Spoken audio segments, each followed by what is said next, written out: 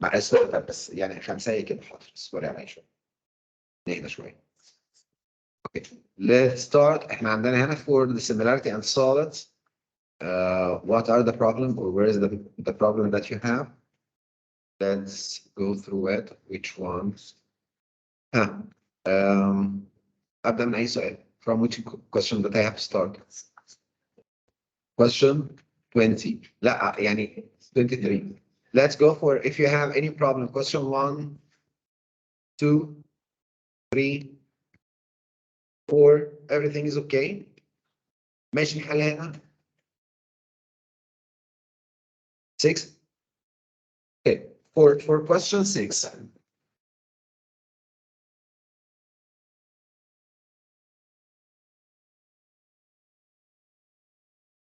Question 6. What did we agreed on? S and R are two similar solid shapes. Okay, يبقى احنا هنا we have two similar solid shapes.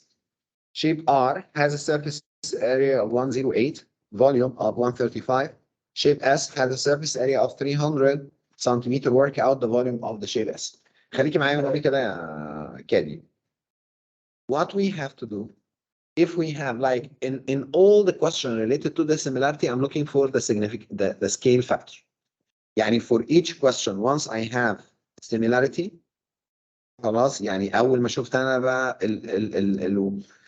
they said or they mentioned there is a similarity, I'm looking for scale factor. Okay, we can call it scale factor, we can call it the ratio, it's fine. طيب, so it's for this part. R and S are two similar solids. R has a surface area of 108 and surface area of 300. The volume is equal to 135. I don't care. He needs the volume of S. So let's work on it. They give us the area. معايا أحمد؟ the of R to surface area of S. It will be 108 over 300. Am I right? But this will give me the scale factor power 2. ما هو we have to realize that we are talking about the scale factor. يعني احنا بنتكلم عن scale factor. If we are comparing the area, we have the scale factor square. If I have the volume, it will be the scale factor to the power of 3. اتفقنا كده؟ طيب هنا in this question, the surface area of R to surface area of S, 108 to the 300. This is the scale factor to the power of 2. So we need to reduce it or we need to simplify. 108 على 300. What is the simplest form? يعني just put it كده as a simplified version. 3 over 5 بعد السكوير روت ولا ايه؟ I can divide by 3. It will be over 100, 6 over 10, or 3 over 5. This is 3 over 5. And calculator. Okay, we took the square root. طيب so I can say this اللي هو السكيل factor بالنسبة لي it will be 3. We just did like we took the square root for both. كل اللي احنا عملناه we just make the square root for the first, square root for the second. خلاص. So I get the scale factor هنا كده يا كادي. My scale factor is equal to 3 over 5. خلاص. So we have the scale factor at 3 over 5. Let's play the game. They are comparing us with the volume. يبقى الvolume of R related to the volume of S هتساوي السكيل فاكتور بس باور كام؟ 3. معايا؟ يعني احنا عندنا تانية كده surface area we are comparing surface area يعني السكيل فاكتور بالنسبة لك we have to make it as its power 2. if I need to get the scale factor only I will make the square root.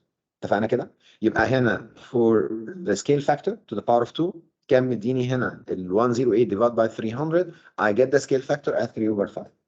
طب once we get the scale factor at 3 over 5 I have to compare the volume. The volume of R to the volume of S it will be the scale factor برضه بس power كام؟ 3. So now I have the following. They told me that shape R has a volume of 135 يعني I can replace this one and I can replace it by 135. divided by volume of S equal scale factor اللي هي 3 over 5 بس باور 3. يبقى هنا 3 over 5 to the power of 3. يلا تعالي نعمل simplify بقى. يبقى كده انا عندي 135 over the volume of S 7 over 125. I need to find out the volume of S. So I will make it 135 times 125 over 27. يلا let's try to find out what's the answer. كم؟ Okay, no problem. يبقى انا I get the volume of the surface او اللي هو الفوليوم بتاعت الشيب اس. تعالى هنا يا عمر بعد اذنك، تعالى هنا. ما تبقاش بعيد كده. طيب is it okay يا شباب؟ ماشي الحقيقة. Okay, next question. What do you have? Question 7. Do you have any problem with question 7? 7. Do we have a problem with 7? كادي يا حلا انت عملتيهم؟ شور؟ متأكدة؟ وما انا ما شفتهمش ليه؟ ما جبتيهوش معاكي؟ طب هتبعته لي اونلاين، يعني ابعتي لي بس الصور بتاعته. طيب question 7. Do you have a problem with 7? 8. 8. Do anyone have a problem with 8? يعني the only one who did عمر sure everything went okay يعني there is no problem. ايوه فين بقى الصعبه دي؟ ما هم asking about the hard question. يعني لسه ما عملتش similarity. You have to. Okay, question 9. Do we have a problem in 9? 10, 11, 10. Okay. For shape 10, okay, for any regular polygon, يعني all the regular polygons are similar under condition that they should have the same number of sides. يعني أنا عندي hexagon 1, it will be similar to hexagon 2, it will be similar to hexagon 3, because it's regular, and again, it's a regular polygon. All the regular polygons are similar. يعني regular polygon with the same number of sides are similar.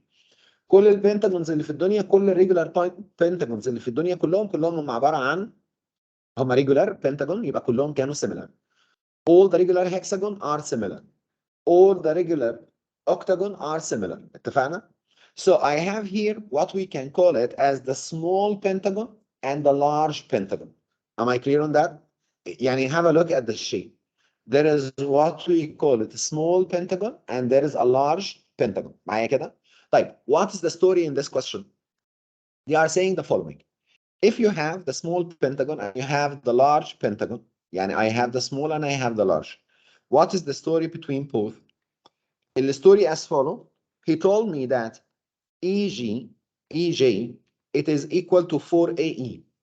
يعني I have to say this part is 4 of this part. Okay? طيب, I need you to just compare. يعني if I take both of the pentagon away from each other, who can tell me what is the scale factor between the small pentagon? ها خلينا بس نقول what's the ratio. يعني انا كده ما بين small pentagon to the large.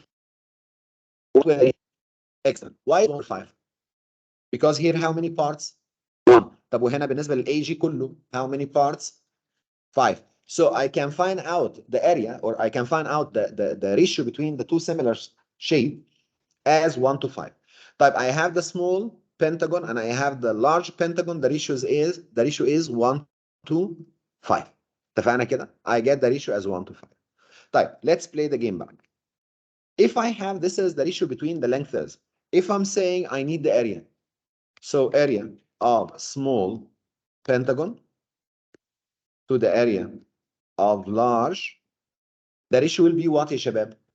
1 to 25. Are you with me or لا? What I did, I just made it square.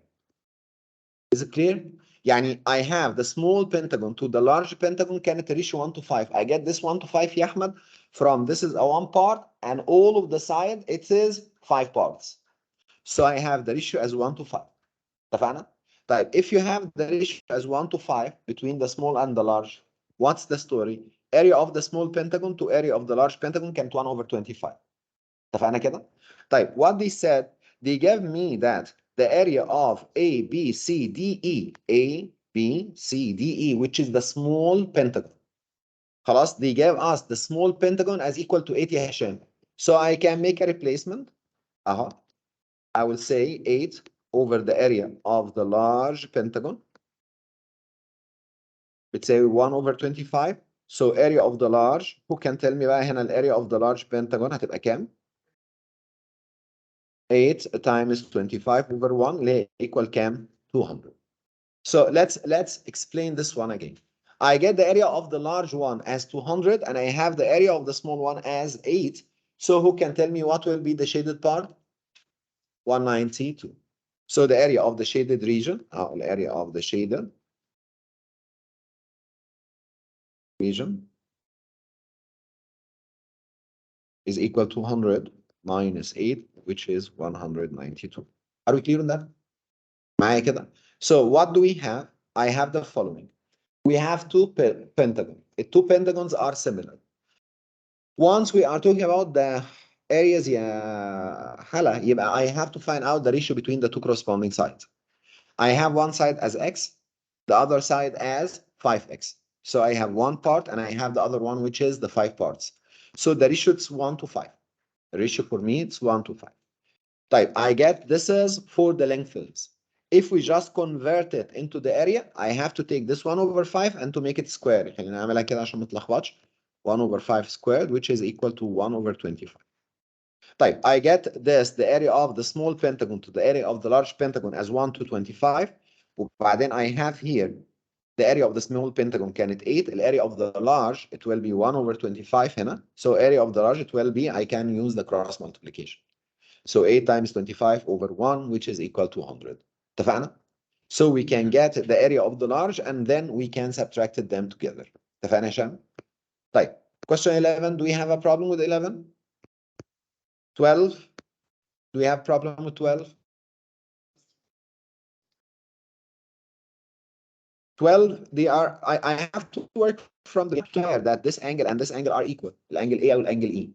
So what can I say from there? انه ال AC, يعني لو انا بتكلم هنا I'm looking for the scale factor يا رحمة. So AC divided by CE, the ratio بتاعت ال AC to CE, it is equal to 4 over 10. يبقى I have هنا AC to CE as 4 over 10, which I can write it as 2 over 5. ده ال scale factor بتاعتي. Okay, so we have the scale factor as 2 to 5. طيب, what's the story? Calculate the length of CD. طيب هو عايز length بتاعت CD. It's the same scenario. BC over CD. It will give me the same ratio as 4 over 10 or 2 over 5. So easily, I have here BC. I don't know about it. BC is equal to 5. طب وال CD اللي هم عايزينها, we don't know. And this is equal to 2 over 5. So easily, I can find out CD as 5 times 5 over 2. لا equal 12.5 centimeter. اتفقنا? This is the first part, it's easy. Calculate the length of AB, it's the same scenario. I'm using AB as the small to DE as the large. The ratio is 2 to 5. So if this is the ratio, and I have AB, I don't know about it. So AB over DE, which is 18, is equal to 2 over 5. I can find out AB easily as it's 18 times 2 over 5, which is, I think, 7.2. صح كده؟ Okay, so we get the length of AB. طيب, let's go for the next part. He's telling me that the small triangle, اللي هو ال ABC triangle, the area of the ABC is equal to T. Find out the area of the large triangle. It's the same scenario. The area of a small triangle to the area of the large triangle. I'm talking about the area عيال. So what do I have to do for the scale factor? 2 to the 2 over 5 all of power 2. معروفة كده؟ يعني I have to use the scale factor يا أحمد, بس power كام? Power 2. So what we get, the area of the small triangle related to the area of the large triangle اللي هي 2 to 5 all of power 4. هنا he gives me the area. So he just, you have to replace it.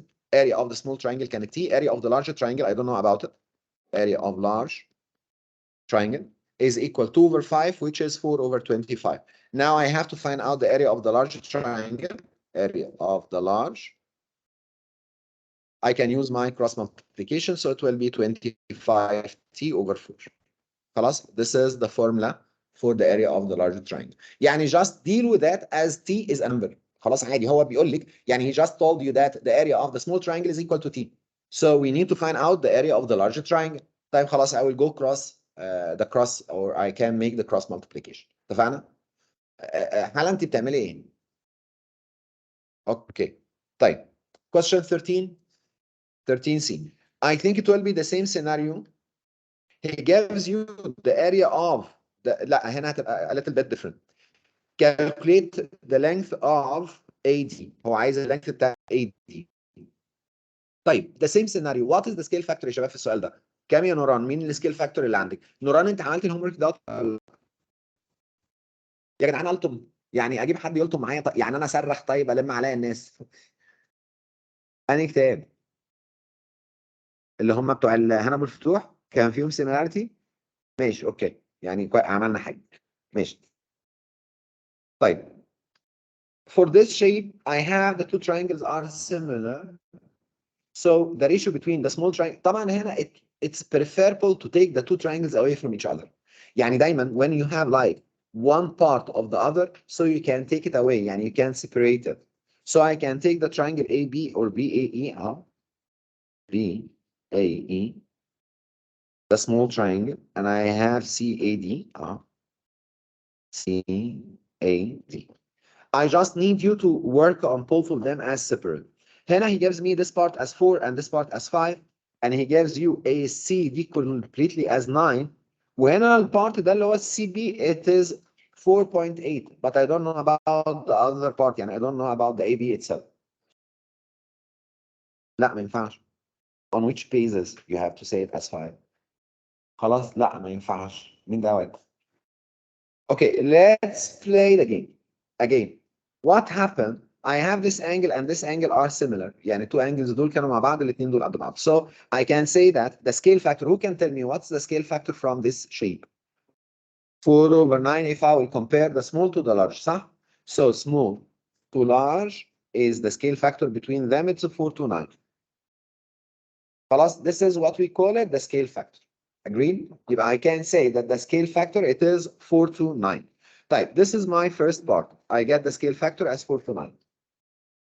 Thank you so much.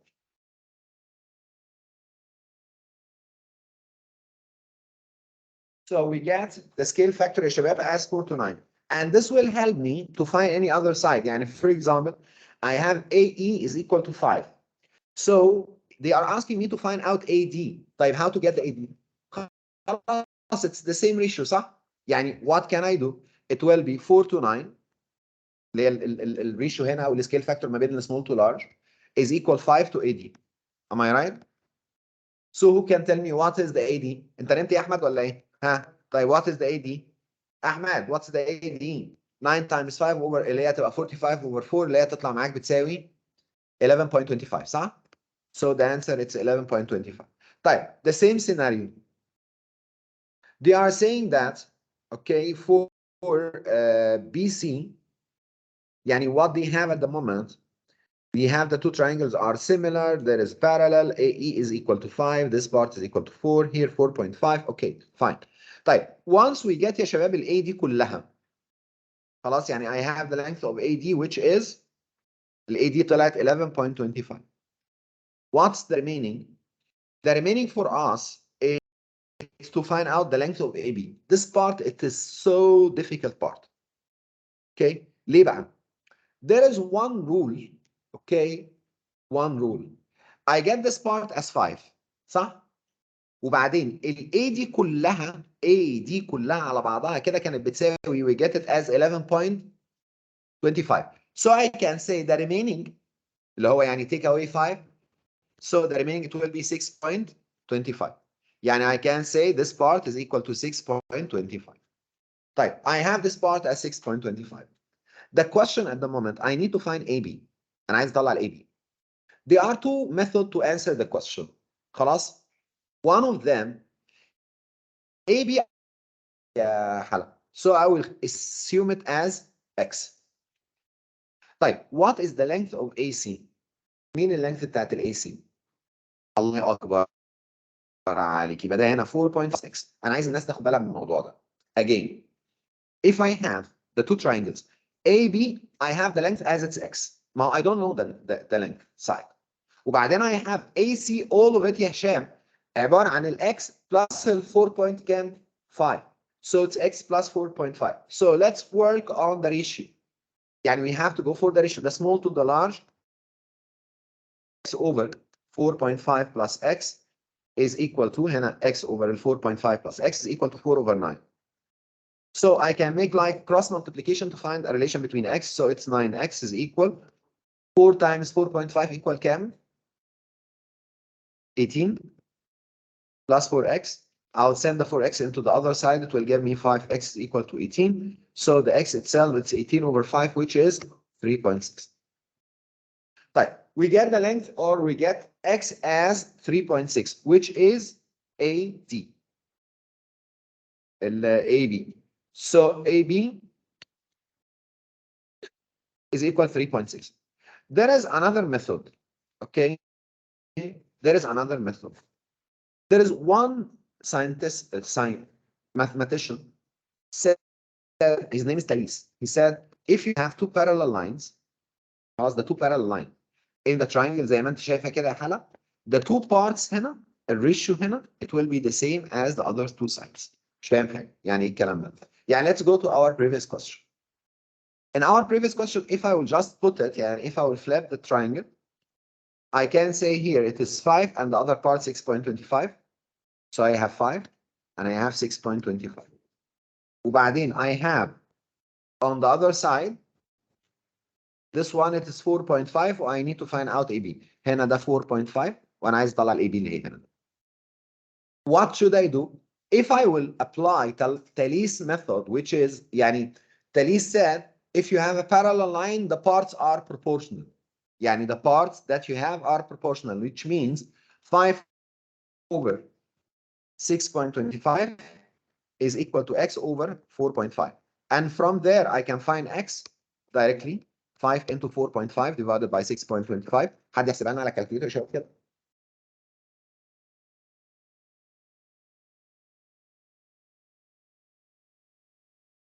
طلعت كام؟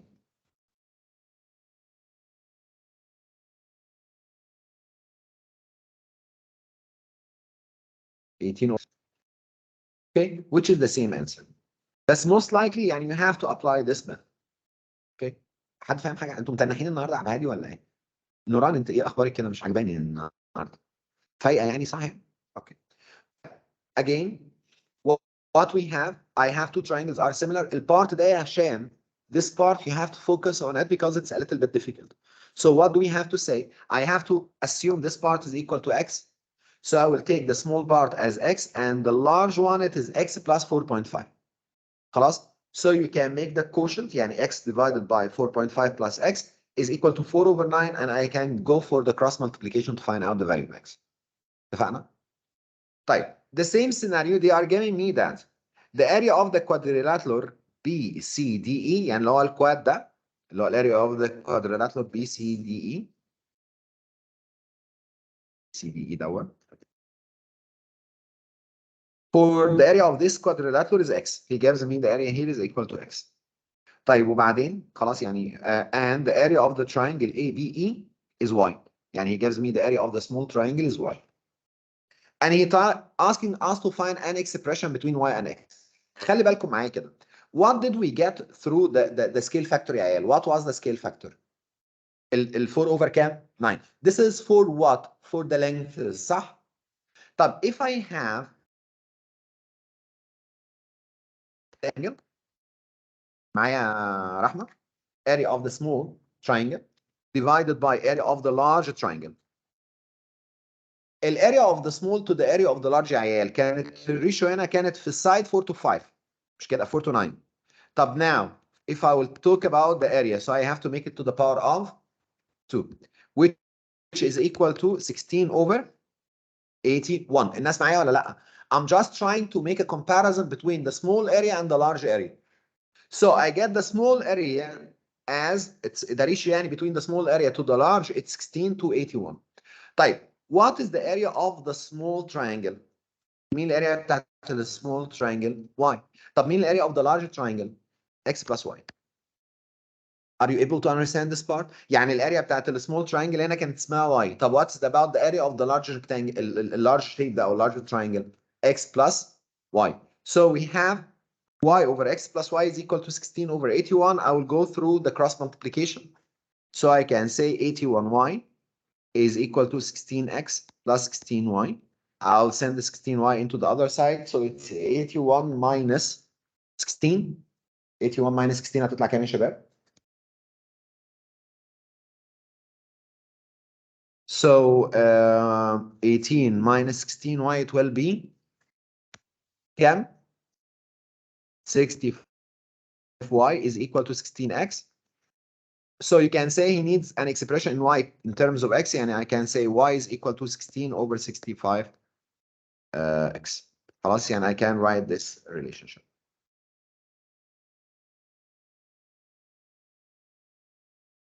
اوكي يا شباب ماشي الحال. حسن هي ما كانتش انت يعني ما بعتليش من بدري يا حسن، انت سامعني؟ الو الو، سامع. طيب ما بعتليش من بدري، انت لو كنت بعت لي على الواتساب كنت دخلتك، هو مش ما كانش شغال، انت كان المفروض ان انا اعمل لك ادمتنج مثلا. ماشي. طيب وصلنا كده يا جماعه. Is it clear for this question؟ طيب let's go to the next question. حسن we are doing like the homework, the correction of the homework. Question 14. Do you have a problem with question 14؟ 15؟ 16 ماشي الحال. الناس اللي حلت يا جماعه 17. السؤال ده سؤال صعب شويه. I don't know if I did it with you before or not. مش فاكر. يعني I don't remember if we did this question with you or not. This question I did it in many occasions. يعني I think I did it in the class. شباب خدوا بالكم معايا كده. There is one cone. Okay. From this cone we cut it to have like small cone and frustum. Frustum اللي هي part of the remaining يعني after we take away the cone. طيب what's the story؟ طبعا this question it will be يعني it will be clear for the people who tried them. خلاص يعني لو انت كنت حاولت هتلاقي ان الدنيا دي هتقدر تستوعبها ببساطه، انما لو ما حاولتش هتبقى الدنيا بالنسبه لك متعبه شويه. فخلينا نلعبها مع بعض تاني. I have this shape اللي هم التو شيبس اللي عندي دول اللي هو عباره عن اللارج كون، وعندك كمان هنا السمول فراستم اللي هو عباره عن اللارج ماينس ذا سمول. اتفقنا؟ This is the story of the question. So what is going on؟ خلي بالكم معايا كده. الفوليوم of the frustum to the volume of the large كانت 98 to 125. طيب هستنى بس مس فينوس. اوكي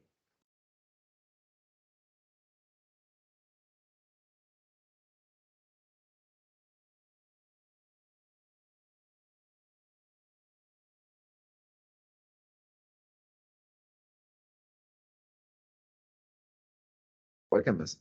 So we have the volume of the small cone to the volume of the large cone. انا عايز الناس تفكر معايا شويه. هنا the small cone اللي هو البارت اللي هنا ده. اوكي ده السمول كون، وبعدين قدام منه الفوليوم بتاعت اللارج كون. What is the ratio؟ الريشيو يا عيال ما بين السمول كون واللارج كون، انا عايز حد يقول لي لو كانت الريشيو هنا او كانت ريشيو ما بين اللارج كون والفراستم كانت 98 to 125. Who can tell me if I'm saying I need to find the small cone to the large cone? Who can get this one؟ جدع يا ولا. هو what is the small cone؟ مين السمول كون؟ لو اخدتوا بالكم what is the small cone؟ It's the difference between the large cone and the frustum. صح كده؟ تعالوا يعني let's try to understand this part. هم جايبين لنا ايه حاله في السؤال ده؟ السؤال دوت صعب جدا، يعني السؤال دوت من الاسئله اللي كانت صعبه بجد في الهوم ورك. فهو هنا دلوقتي عمل ايه معايا؟ He gives me a ratio between a volume of a large cone and a frustum اللي هي part of the cone. انا بقى طاقه في دماغي I will not deal with this frustum because the frustum it is not a regular, I don't know about it. Okay, so I will not waste my time to do this one. I need the two cones. خلاص I need the two similar cones. طيب if I said I have for the large cone 125 parts، ده عبارة عن 125 اهو، ده هنا كان 125. and the area for the frustum اللي هي الفوليوم اوف ذا frustum كانت عبارة عن اللي هو الفوليوم بتاعته، خلاص الفوليوم اوف ذا frustum كانت عبارة عن 98 parts. ما هو مديني ريشيو صح؟ يعني he said the area of the frustum to the area of the large cone حالة كانت 98 to 125. 98 to 125. طيب ده كان between the large cone and the small اللي هي الفراستم اللي فاضله دي. طيب I don't need the frustum. If the large cone 125 parts will the frustum be 98 parts, who can tell me about the small cone? What's the small cone will be? 27. How we get it?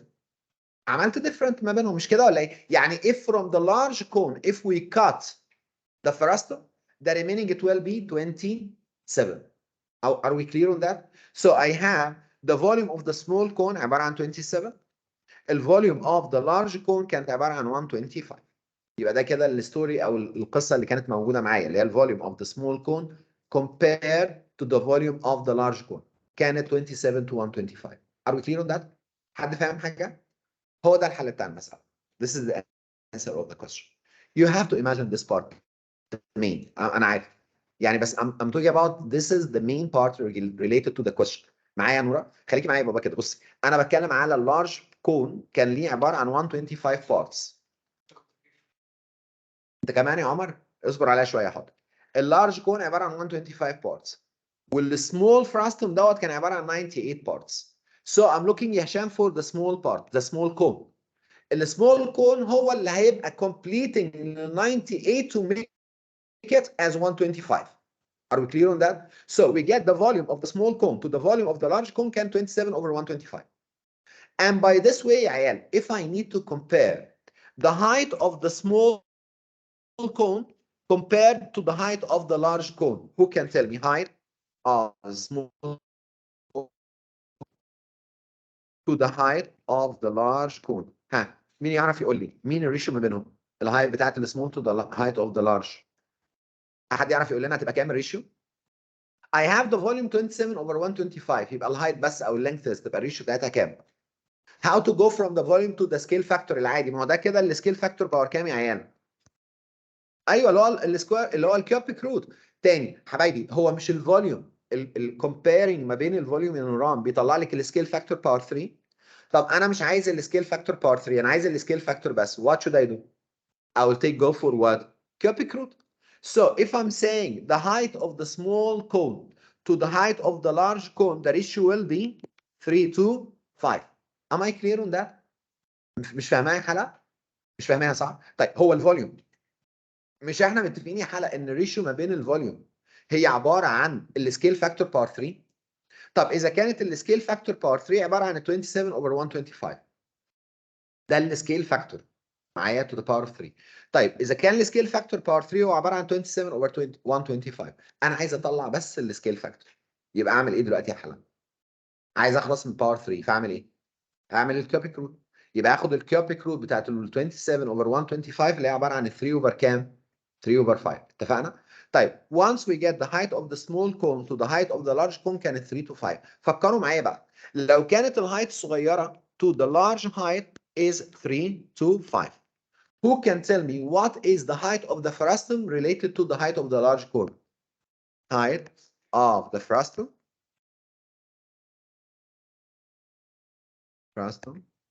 to the height of the large cone. مين يعرف يقول لي؟ لو كانت الكون الصغننه دي اللي هي السمول كون to the large كانت عباره عن 3 to 5. فكروا معايا يا عيال كده، فكروا.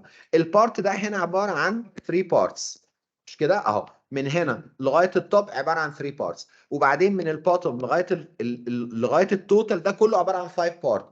لو ده كان 3 بارتس يبقى اللي فاضل عندك تحت قد ايه؟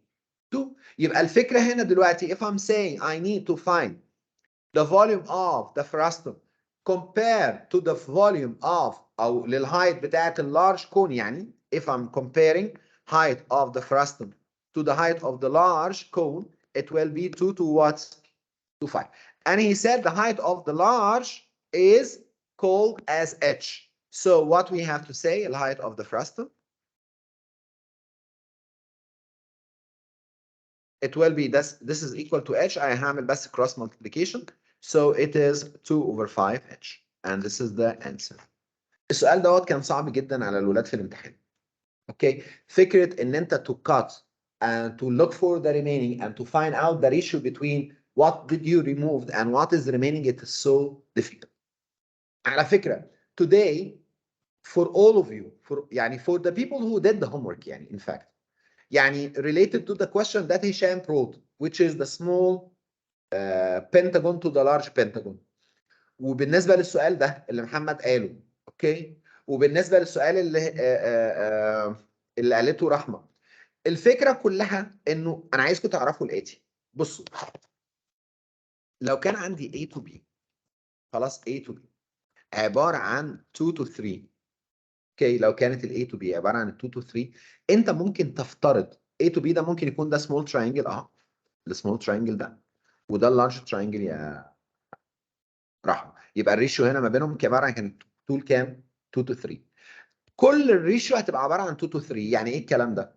يعني انا دلوقتي لو قلت لك البارت ده عباره عن 2 او اللينث هنا، يعني انا بتكلم على السايد لينث اوف A، سايد اوف A مع سايد اوف B، الريشيو ما بينهم كانت 2 to 3. طيب يبقى الاريا بتاعت الشيب A، الاريا اوف A تو اريا اوف B، مين اللي يعرف يقول لنا الاريا ما بينهم هتبقى بتساوي كام يا جماعه؟ هنا كانت الريشيو هنا 2 to 3، تبقى الاريا بس بتساوي كام يا حلا؟ الاريا بتعمل ايه؟ بتاخد السكيل فاكتور بس ولا سكيل فاكتور باور 2؟ يا بنت مالك يا بنت. يبقى انا هاخدها هنا اللي هي 4 اوفر كام؟ اوفر 9، صح؟ طيب let me try if I said I will put I will inscribe this triangle inside. خلينا حطيت التراينجل ده جوه. Who can tell me what will be the area between this quad and the large triangle؟ مين يعرف يجيب لي الاريا ما بين الكوادريلاترال دوت واللارج تراينجل؟ تطلع كام الريشيو؟ انا بتكلم على الاريا. area of the quad compared to the area of the triangle. يلا الاريا بتاعت الكواد للاريا بتاعت التراينجل يطلع معايا كام؟ حد عارف هو عملها ازاي؟ لا مفيش 2 بلس 3 خالص. هو اللي حصل هنا ان الاريا ده كان عباره عن 4 بارتس، خلينا نقول ان هو 4 بارتس، والاريا اللارج كلها كانت عباره عن كام بارت يا عيال؟ 9 بارتس. فاللي حصل ان الجزء ده لما انا قطعته يا حلا، انا I just removed this part. I removed the 4 parts. So what is the remaining? 5 parts. So if I have to compare the quad to the large, the quadrilateral to the large triangle, area of large triangle, of the large triangle, I have to say the parts are 5 to 9. حد فاهم حاجة؟ بالله عليكم فاهمين اللي أنا بقوله؟ طب تاني أهو again.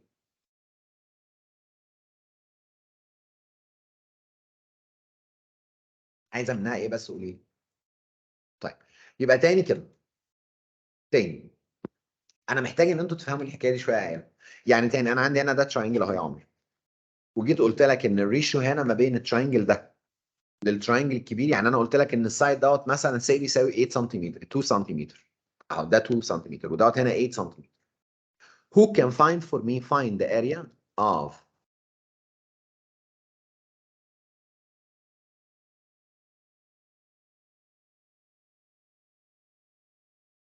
الاريا of the quad، find the area of the quad BCED to the area of the larger triangle.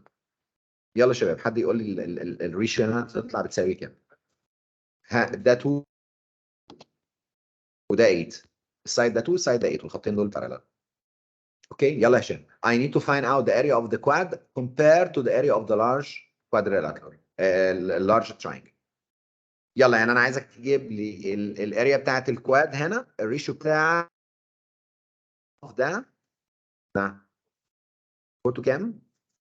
طيب تاني انا عايز الاريا بتاعت ده الكواد ده معايا to the area of the large triangle.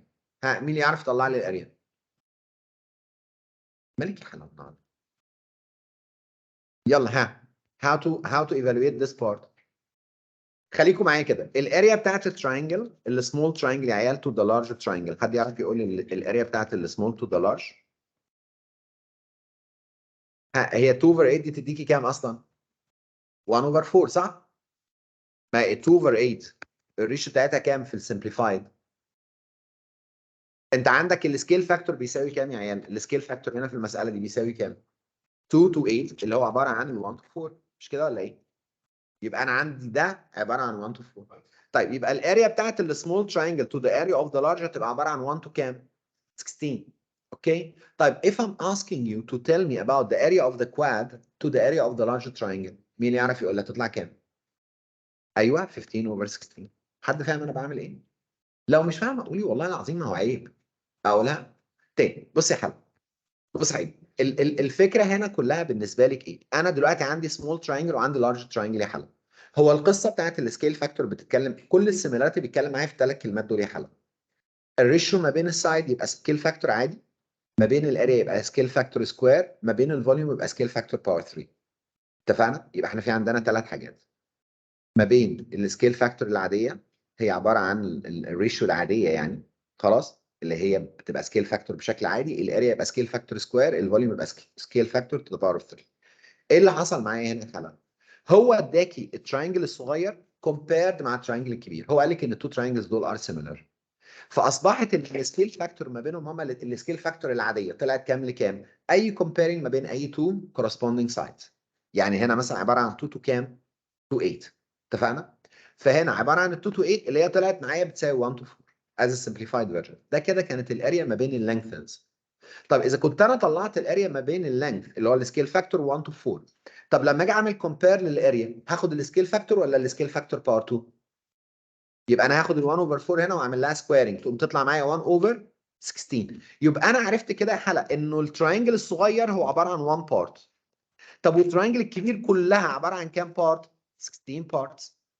لو انا قلت لك طب ما تيجي نريموف البارت ده عشان نتكلم عن الكواد بس، يعني اذا كان كله 16 طب ما في هنا واحد بارت يبقى اللي فاضل لك هنا 15 مين؟ 15 بارتس. يبقى انا لو بعمل كومبير ما بين الكواد وما بينه وما بين اللارج تراينجل هتبقى الانسر بتاعتك 15 تو 16. اتفقنا؟ المساله بسيطه خالص على فكره، هي نفس المساله بتاعت الفراستم اللي احنا كنا بنحلها دلوقتي. عارفه الفراستم كانت ايه الفرق ما بينها وما بين دي؟ ان في الفراستوم كان عباره عن مين؟ كون كان عباره عن السكيل فاكتور تو ذا باور اوف كام؟ 3. بس هو لعبها معايا انفرسلي، يعني انت عارف يا محمد يعني ايه عمل معايا اللعبه دي انفرسلي؟ يعني هو قال لي ان اللارج كون معايا اهو، اللارج كون اللي عندك ده كويس تو ذا فراستوم، خلاص هو اداني الاريا اللي هو الفوليوم ما بينهم هما الاثنين. قال ان الفراستوم 98 بارتس، وقال ان اللارج كون كانت 125 بارتس. فانا عملت ايه دلوقتي؟ انا خدت الموضوع انفرسلي، يعني لما الاقي ان الفراستون ديت عباره عن 98 ما تولع ال 98، هتيجي تحرقيها يلا ان شاء الله تتحرق، هتولع بجاز ارميه. يعني انا هاخد الجزء دوت كده يا عم، انا I don't like it. لو كان هنا 98 بارت يا عيال out of the 120 part 125، ما هو ده كله كان ال 125 بارتس، فاصبحت السمول كون عباره عن كام؟ 125 minus ال 98 اللي هي طلعت لنا كام؟ 27. معايا حاله ولا لا؟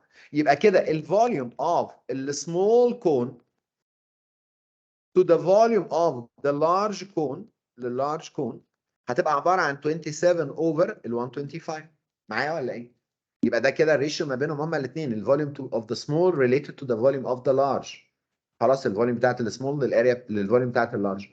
الفوليوم بتاعت السمول تو ذا فوليوم اوف ذا لارج طلعت لك بالشكل ده. طيب يبقى ده معناها ان انا لو عايز مش عايز الفوليوم بقى، لو انا عايز اتكلم عن اللينث بس يا حلا، يعني اللي هو الهايت بتاعت السمول تو او كومبيرد مع الهايت بتاعت اللارج.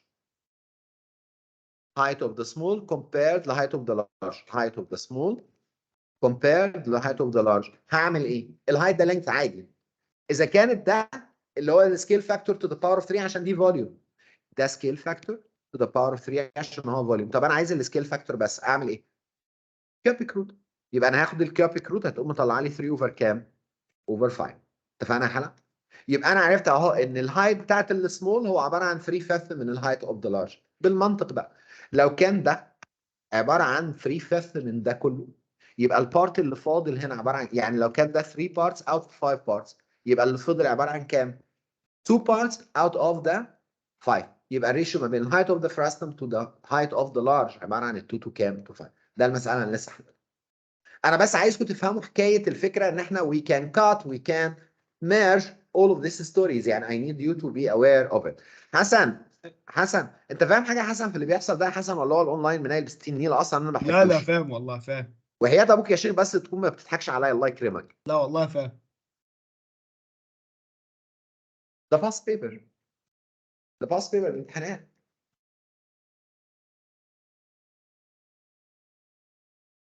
هم حاطين الامتحانات بس. عاملين لك امتحان. طبعا ده كله لازم يتحل يا معلم. يعني كل ده غير بس لما نخلص يعني بس لما نخلص احنا هنخلص الجيومتري على فكره يا جماعه. الجيومتري مع الالجبرا مع النمبرز بيكونوا تقريبا 70 80% 70% من الامتحان. الجزء اللي باقي بقى اللي هو ريليتد للستاتستكس الجزء سهل خالص ما فيهوش مشكله، يعني ات از ايزي بارت. والبارت الثاني بتاع الجراف في منطقتين هيكونوا صعبين شويه بالنسبه لكم، انما في بارت في الجراف لطيف خالص ان انتوا بداتوه النهارده في المدرسه ده، خدتوه في المدرسه النهارده، اللي هو اللي هو الستريت لاين ايكويشن والكلام ده. فيعني النقطه دي خلاص دي نقطه بسيطه وسهله، هو بس في درسين بس اللي تقال في الجراف، انما الباقي كله لطيف. اتفقنا؟ يعني احنا اللي جاي المفترض ان هو سهل ان شاء الله. طيب نرجع تاني على الأسئلة بتاعتنا. ده كان question 17. Do we have any other question for this paper؟ 18 ده بيكلمك على الفوليوم اوف هو مديكي هنا sphere has a surface area of 81 باي. بصي يا حلا، الفوليوم هنا اللي هي سوري السيرفيس اريا بتاعت السفير الكوره، السفير بتاعتنا دي السيرفيس اريا بتاعتها هي عباره عن 4 باي ار سكوير. الرول ده يا حلا انت تقدري تجيبيه من بدايه الفورمولا شيت هنا. يعني لو انت معاكي الورك شيت هتلاقي في الاول خالص اهو اللي هم شويه الشيب دول اللي هم التو دايمنشن، وبعدين في عندك هنا اللي هم الثري دايمنشن، في منهم السفير. السيرفيس اريا هي 4 باي ار سكوير، والفوليوم عباره عن 4 اوفر 3 باي ار كيوب. اتفقنا؟ طيب يلا تعالي نروح نشوف كده المساله اللي عندنا دي. كانت سؤال رقم كام؟ 18.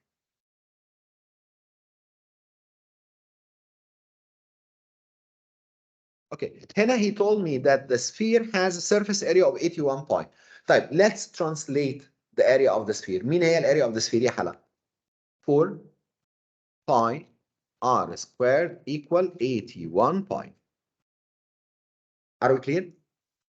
معايا كده يا شباب؟ يعني هنا الاريا او السيرفيس اريا بتاعت السفير اللي هي التوتال سيرفيس اريا اوف ذا سفير is equal 4 باي ار سكوير. ده كانت الاريا بتاعتنا اللي هي السيرفيس اريا بتاعت السفير نفسها is equal to 81 باي. طب ايه اللي انا هعمله؟ ايه الكونكلوجن اللي انا هطلع بيه؟ I can divide by pi in both sides. So r squared is equal to 81 over 4. So what's about the r? Square root 81 over 4 اللي هو هتطلع معاك 9 over 2 اللي هي equal 4.5. Are we clear on that؟ معايا كده يا حلا؟ طيب once we get the radius I can apply it on the volume. مين هو الفوليوم؟ Go back to the formula sheet. 4 over 3 pi r cube. كويس؟ يبقى انا هاخد هنا 4 over 3 pi multiplied by 4.5 to the power of 3 وهطلع الانسر بتاعتي. عايزها هو corrected لل 3 significant figure. اتفقنا؟ اوكي. طيب question 19 حلو. Question 19. A solid metal shape has a radius of 1.5 centimeter. The mass of the sphere is 109.6 gram. Work out the density of the sphere. انتوا عارفين الدنسيتي ان هي عباره عن كام يا عيال؟ mass over volume. تاني هو مين هو الدنسيتي؟ الدنسيتي عباره عن كام؟ مين انتوا بتدرسوا ده فين في الفيزيكس صح؟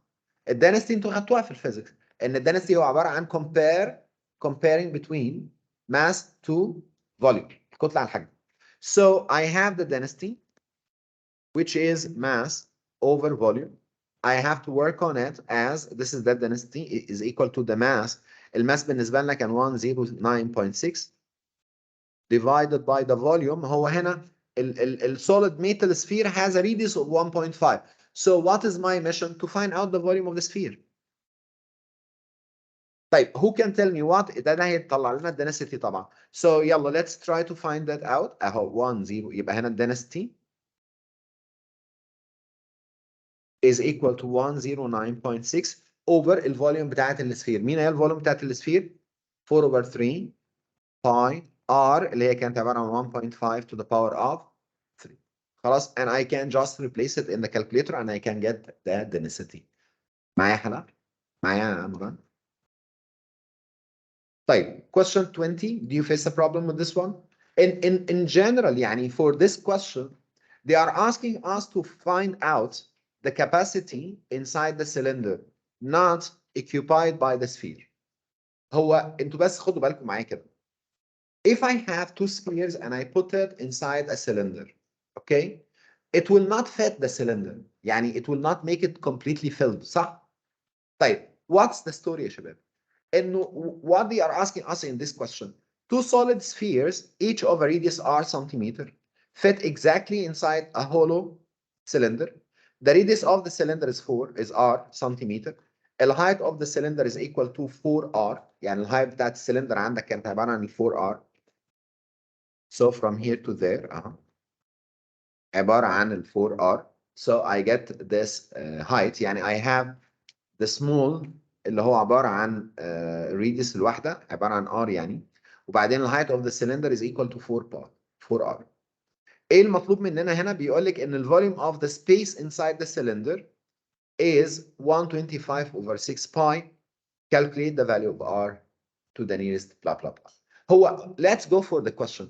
Who can tell me about the space اللي هو ال empty space? How to find the empty space يا عيال؟ How to get it؟ هتعمل ايه يا محمد؟ هتجيب ال volume of the cylinder minus multiply by 2. انت معايا كده؟ So what do I have to find here؟ يا محمد يا عمر خليك معايا والنبي. هو انت حاسس ان الكلام ده مش ليك يا ابني؟ يعني بجد والله انت حاسس ان الكلام ده مش تبعك؟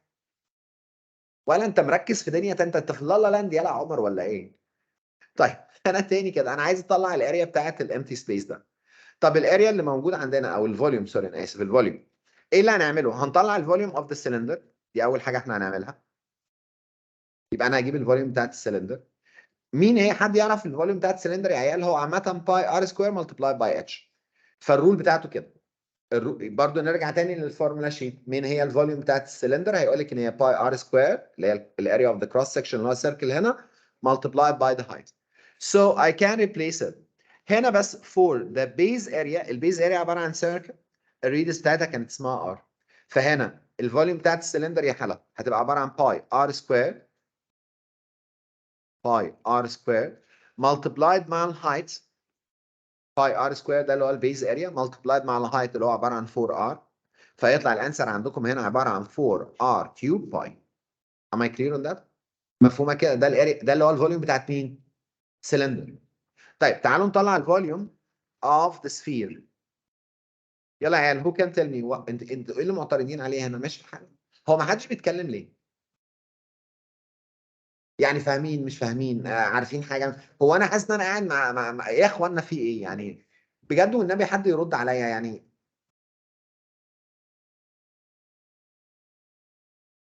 لا الفوليوم السلندر دي واحده بقى.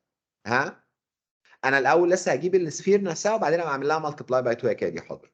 يبقى الفوليوم بتاعت السفير انا هطلع الفوليوم بتاعت السفير ازاي يا جماعه؟ 4 اوفر 3 باي ار كيوب. مش كده ولا ايه؟ طيب ده الفوليوم بتاعت السفير الواحده. طيب انا بتكلم على الامتي سبيس.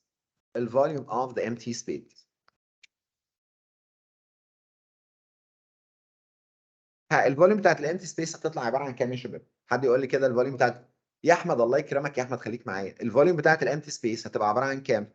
الفوليوم بتاعت السلندر كلها اللي هي 4 باي ار كيوب مش كده؟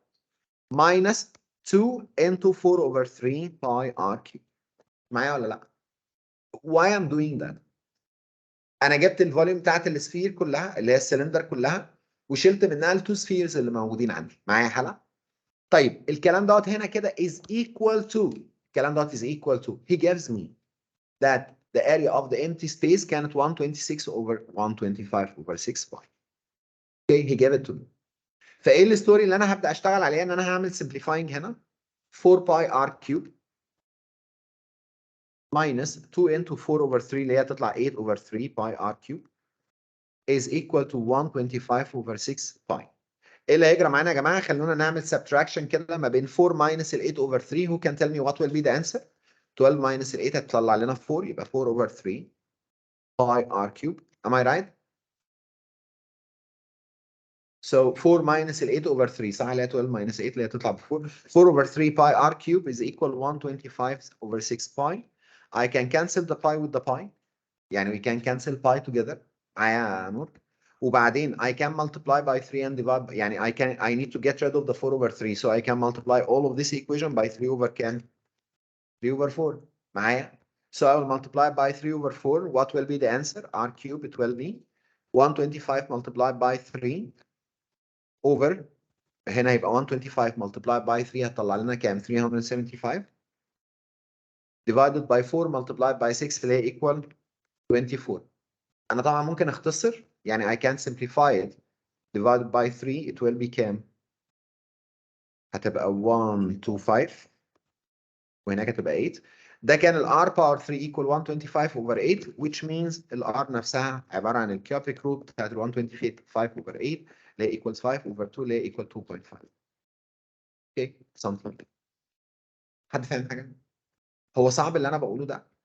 طب انتوا حاسين بإيه؟ يعني انتوا بتاخدوا، انتوا حد بيضربكم يا جدعان دلوقتي؟ انتوا ما انتوا حد معذبكم يا اخوانا؟ هو ما حدش بيتكلم ليه؟ اتكلموا كده، يعني فاهمين مش فاهمين؟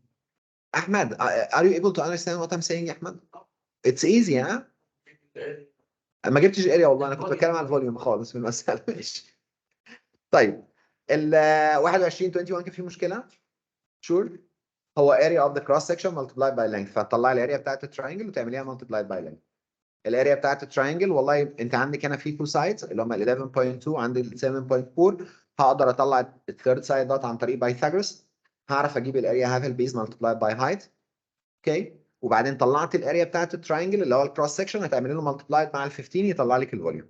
اتفقنا؟ يبقى الفوليوم بتاعت البريزم هي عباره عن الاريا اوف ذا كروس سكشن اللي هي كانت الاريا اوف تراينجل multiplied by the length. Question 22. Do we have any problem with the 22? Sham? 23. 23. طيب in this triangle there is a story. ال PQR it's an enlargement. Okay, enlargement center O of the triangle ABC.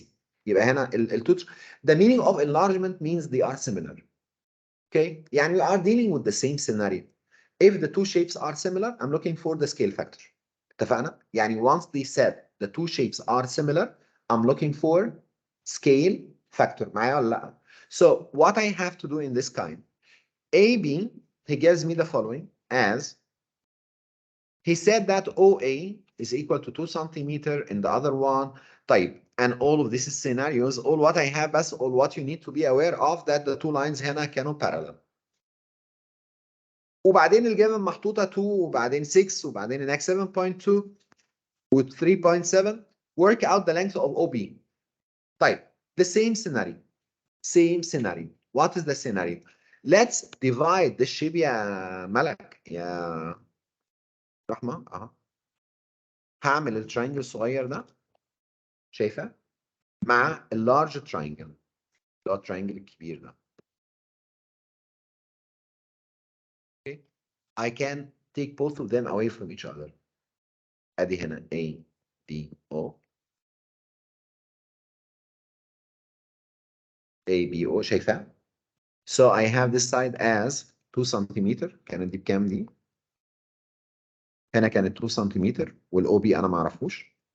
وبعدين I have the large triangle اللي هو كان Q O P. Q O P. معايا كده؟ What are the given؟ السايد اللي اسمه او بي كلها عباره عن 2 بلس 6 اللي هي ايكوال كام؟ 8. معايا ولا لا؟ انتوا معايا يا شباب؟ انتوا معايا في اللي بيحصل؟ انت معايا يا احمد بالله عليك؟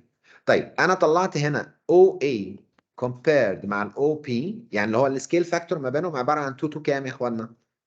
2 تو 8 مش كده؟ يعني انا عندي هنا ده 2 واللي هنا يا حبيب قلبي دوت مش 6 ده 8. ال 8 يا احمد جت منين؟ ان الاو بي كلها اللي هي 6 زائد الاثنين. اتفقنا؟ يبقى ده كله اللي هو الايه.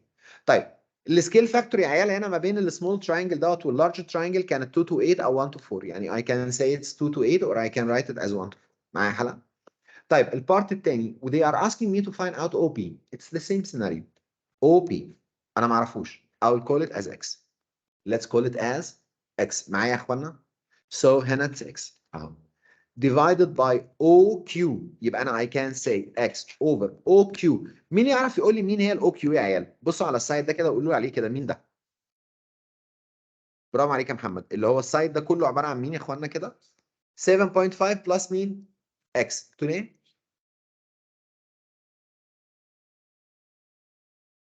ممكن، بس هو ده اللي انا كنت بقوله لك في الستوري الثانيه، بس هي مش موجوده عندك، فانت ممكن تعملها بالاكس. يعني الحته اللي انا شرحتها لك هنا دي مش موجوده في المنهج.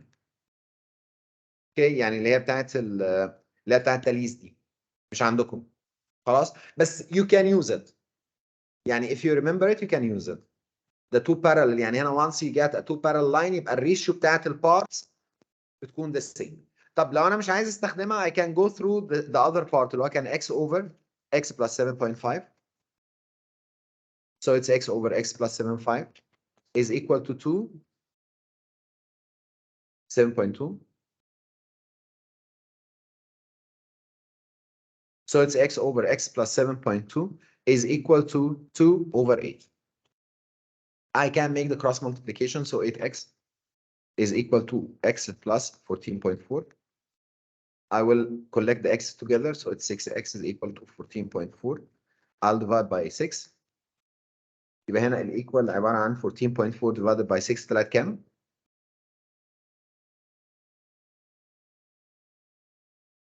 2.4. So we found out OP as OP هنا احنا طلعناها عبارة عن 2.4. اوكي، طبعا انا كان ممكن اشتغل على الحته اللي احمد قالها دلوقتي او على الجزئيه اللي انا كنت عرفتكم عليها من شويه، انه لو انا عملت ده كده انا عندي دي هنا تساوي 2 والبارت ده كان بيساوي 6 وبعدين هنا ده انا ما اعرفوش والبارت اللي هنا كان عباره عن 7.2. فممكن ان احنا نعمل على طول اللي هي الريشيو اللي انا كلمتكم عليها من شويه، اللي هو فكره ان لو كان في 2 parallel lines، يعني لو في 2 parallel line جوه التراينجل يبقى هنا 2 over 6 2 over 6 اهو is equal to x over 7.2. 7.2 و based on that I can find out x. يعني I can find the value of x اهو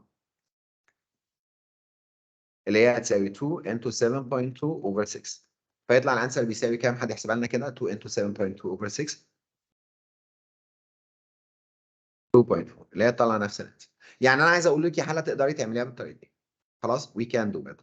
طيب work out the length of PR. هو عايز يطلع اللينث بتاعت البي ار. هو ايه اللي حصل دلوقتي؟ انا in this part it's completely different. يعني البي ار هنا يا عيال هو comparing ما بين another two triangle غير اللي انا كنت شغال عليهم هنا دلوقتي. اوكي، يعني انا اشتغلت على السمول تراينجل واللارج تراينجل صح يا محمد؟ دلوقتي انا هشيل بقى الكلام ده خالص وكل اللي انا هعمله I have the small triangle اللي هو الاي بي سي مع اللارج تراينجل والبارتس بتاعتنا عباره عن كام؟ ما هو we need to find out any two comparing sides. يعني I should have like any two sides. I should get like any two corresponding side. I have AB to PQ. Who can tell me what's the ratio between AB to AB AB to PQ. مين يعرف يا علي يقول لي الريشيو ما بين AB to PQ بتساوي كام؟ ها، في حد يقدر يطلعها؟ AB to PQ. حد يعرف يجيب الريشيو ما بين الاي بي تو البي كيو؟ طب اقوم اروح ها. طب انا عايز الاي بي تو البي كيو تطلع الريشيو بكام؟ اي بي اهو، اصل انا لسه عامله من 3 ثواني. اي بي للبي كيو، التراينجل الصغنطط مع التراينجل الكبير الريشيو ما بينهم كان بتساوي كام لكام؟ 2 over 8. اهو السايد يا ابن الناس، انا عندي دلوقتي التراينجل اللي اسمه اي او بي والتراينجل الكبير اللي اسمها بي او كيو. What did we get? We found the ratio between AB and PQ. معايا يا عمر؟ الريشيو ما بين الاي بي للبي كيو خلاص كانت هي السكيل فاكتور اللي هو I can use it. I can use the scale factor اللي هي 1 to كام؟ 1 to 4 or 2 to 8. I don't care. يبقى I have the ratio between AB and PQ is equal to 1 to what? 1 to 4. ما هو ده السكيل فاكتور اللي عمل لي الانلارجمنت. which I can use it for a comparing between AC يعني ده اللي هو equal to AC over a large one اللي هو ال PR over PR. فهنا إذا كانت ال AC over ال PR بتساوي 1 over 4 وأنا عرفت إن ال AC أهو كانت قيمة ال AC نفسها بتساوي كام يا شباب؟ AC بتساوي 3.7 يبقى 3.7 over ال PR بتساوي 1 over 4 يبقى ال PR نفسها 4 into 3.7 over 1 اللي هي الانسر بتاعتك تطلع بتساوي كام؟ 14.8 يبقى ده كده كان اللارج تراينجل. المسألة دي خطيرة جدا جدا جدا جدا جدا. ليه؟ عشان فيها لف ودوران. ايه اللف والدوران اللي فيها؟ I'm working in two pair of triangles. Two pair of triangles. خلاص؟ The first pair يا حلا اللي هو السمول تراينجل اللي اسمها AOB مع التراينجل الكبير اللي هو كان اسمه POQ. طبعا التتنيحه اللي انا شايفها من بعض الناس النهارده دي نتيجه ان هم ما حاولوش يعملوا الهوم ورك. فبقت القصه في انه السيميلاريتي اللي احنا اتكلمنا فيه المره اللي فاتت كانه مش موجود اصلا. يعني كانه went with wind يعني ها ذهب مع الريح صح؟ بيقولوها ازاي بالانجليزي؟ How do you say it؟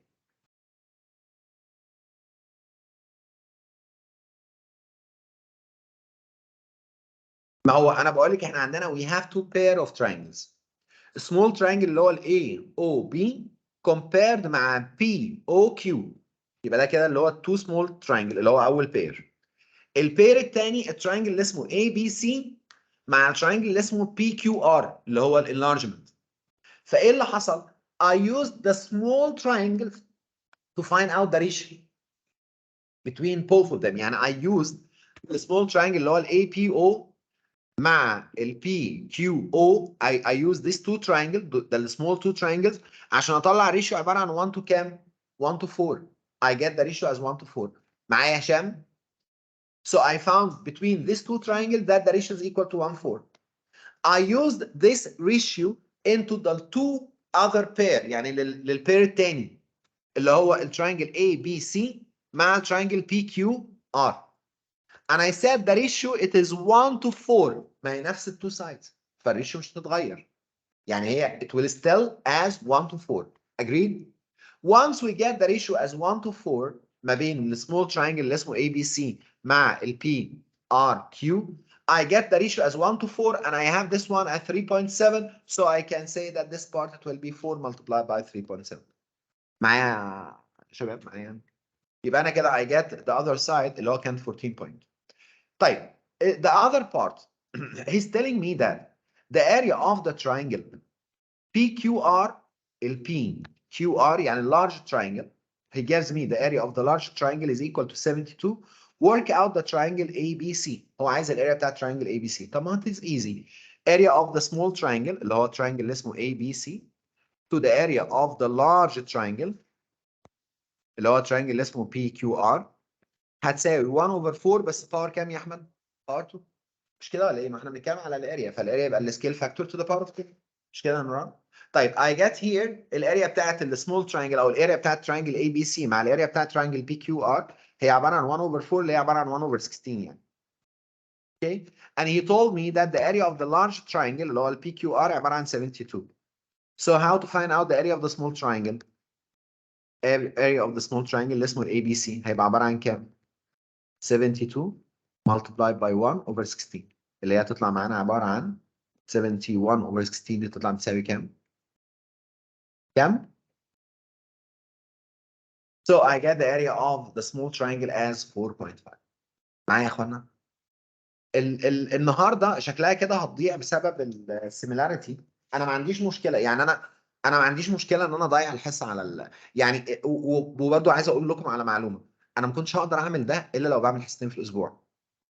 يعني انا كده متاخر كتير. يعني شوفوا انتوا خلصتوا احنا دلوقتي في المدرسه كويس مع ان المدرسه كانت واقفه شهر ونص اجازه. بس شوفي هم فين واحنا فين دلوقتي. هم وصلوا لغايه خلصوا كل الجيومتري. يعني احنا لسه ما عملناش السيركل هنا صح؟ يعني لسه فاضل لنا سيركل فاضل لنا الفيكتور. اوكي ده عشان نحصل المدرسه. اوكي فاحنا متاخرين عنهم بحصتين اهو.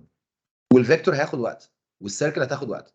فارجوكم انما يا جماعه عشان يعني حتى لو النهارده ما قدرتش ان انا اعمل او ما يعني لو حاولنا النهارده نحاول نبدا في السيركل النهارده ان شاء الله. لو if we started يا هشام if we started related to the circle please try. I know they are a huge homework. ما هو I will not be able to work on the past paper without finishing the curriculum first. ما هو from where you will get the full syllabus. So I need you first to complete the circle and the vectors.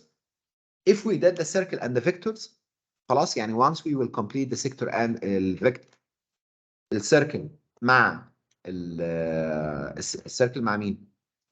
مع الvectors خلاص the next part it will be the graph. But we will lose like 2 weeks to finish this too. The 2 weeks if you did the homework. طب if you did not make it it's useless بقى خلاص. يبقى كل سنة وانتم طيبين ملهاش أي لازمة خالص. طيب question 24 يا شباب يا رحمة مش الحال 24 هو 24 it's the same scenario as the polygon. فاكر البوليجون؟ Could you please all of you try to answer this question? Just try to answer this one. يلا يا حبايبي كده. هنا he gives me a large اللي هما two quadrilateral دول are similar ومديك الدايمنشنز. Find the length of P عايز يعرف هو اللينث بتاعت الدي سي وبعدين عايز يعرف اللينث بتاعت الاي ار وعايز كمان يعرف منك لو كانت الاريا of the quadrilateral A B C D 32 find the area of the shaded part. Okay, find the area of the shaded part. حسن try to answer it يا حسن. ده لو كنت لسه معايا يعني. هو انت معايا يا حسن ولا لا رحت فين؟ حسن انت موجود ولا مشيت؟ سابني ومنين؟ والله الواد سابني ومشي. ماشي يا حسن. مستر موجود. اوكي. طب موجود. يلا يا حسن والنبي حل لي المسألة دي.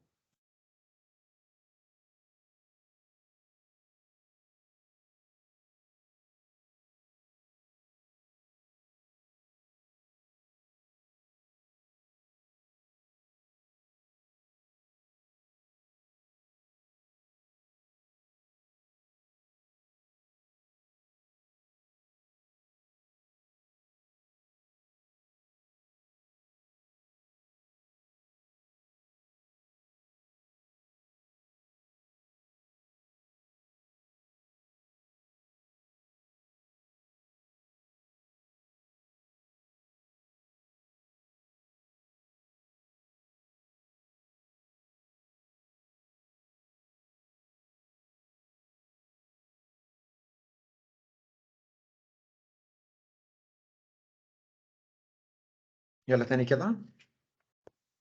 اللي finished.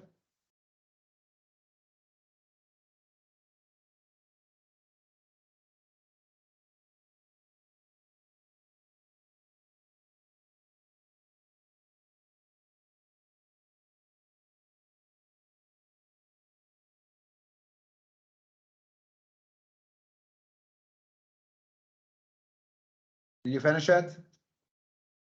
Okay. Who get the DC? هنا there is a scale factor يعني there is a kind of enlargement or there is a kind of a similarity صح؟ Who can tell me what's the ratio? هنا I have the ratio or the compared it's 6 to 9 صح؟ انتوا شايفين ده ولا لا؟ يعني if I will take this polygon outside the small one okay the dimensions are هنا 5 وهنا ده 6 I'm talking about the small one يا حل بعدين اللارج بالنسبة لي I'll take the large like that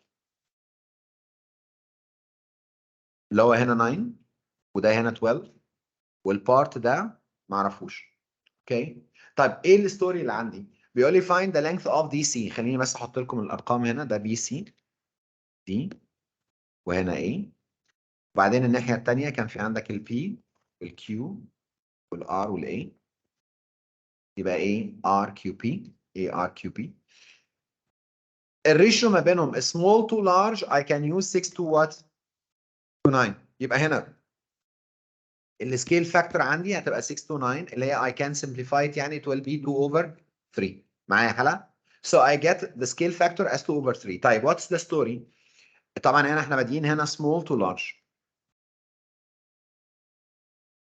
طيب what happened he needs me to find out the length of DC هو عايز اللينث بتاعت الدي سي طيب what should I do يا عيال الدي سي اللي هو السمول to the large اللي هو كانت ال 12 بتساوي 2 to مين؟ to 3. يبقى الدي سي هنا حد طلعها 12 times 2 over 3 اللي هي equal 8. شكرا. طيب الجزء الثاني اللي هو اللينث بتاعت الاي ار. طب ما هو نفس الستوري. if I have to compare السايد ده اللي هو الاي دي over AR it will be the same scenario اللي هو 5 over ال AR كلها. برضو it is equal to the same ratio اللي هو كانت كام؟ احنا بنقارن الصغير بالكبير فهو عبارة عن ال 2 over 3. So what's the length of AR؟ حلو. اللي هي هتطلع معاك 7.5. خد بالك لو ال AR كلها 7.5 والبارت ده equal 5 يبقى الريميننج هنا عبارة عن 2 point كام؟ 5. اتفقنا يا شباب؟ معايا ولا ايه الأخبار؟ So I get this part as 2.5. طيب اللي بعدها بيقول لنا هنا الاريا بتاعت الكوادريلاترال الصغير اللي هو الاي بي سي دي. So الاريا of small to الاريا of the large. شباب حد يقول لي كده الاريا بتاعت السمول تو ذا اريا اوف ذا لارج. هو السكيل فاكتور كان كام اصلا احنا مطلعينه؟ يبقى هنا الاريا هتبقى 4 to كام؟ to 9 because I have to take this one and make it square صح؟ طيب السمول بنتاجون او السمول كواد اللي هو الاي بي سي دي كان عباره عن 32 مش كده؟ طيب يبقى كده الاريا اوف ذا لارج quadrilateral هنا 4 over 9. So I can say that the area of the large it will be 9 into 32 over 4 اللي هي هتطلع معاكم بتساوي 72. طيب حلو خالص. 72 سنتيمتر سكوير ده بيطلع لنا الاريا بتاعت اللارج. انا عايز الاريا بتاعت الشيدد بارت area of the shaded. I have to say it's 72 minus السمول اريا اللي هي كانت 32 اللي هي طلع لنا بتساوي كام؟ 40 سنتيمتر سكوير. اتفقنا؟ مش الحل ولا ايه؟ مفهومه يعني؟ عرفتوا تعملوها؟ حسن عرفت تحل المساله دي حسن ولا لا؟ الفكره هنا تقريبا هي نفسها يعني ده كده ريبيتد لنفس الفكره. حاضر. ده برضو نفس الفكره مره ثانيه وخلصت الورك شيت بتاعت السيميلاريتي. اتفضلي. انا كده هقف هنا ريكورد اهو. فعلا الريكورد كده لان احنا كده عملنا سيميلاريتي في وقت طويل شويه.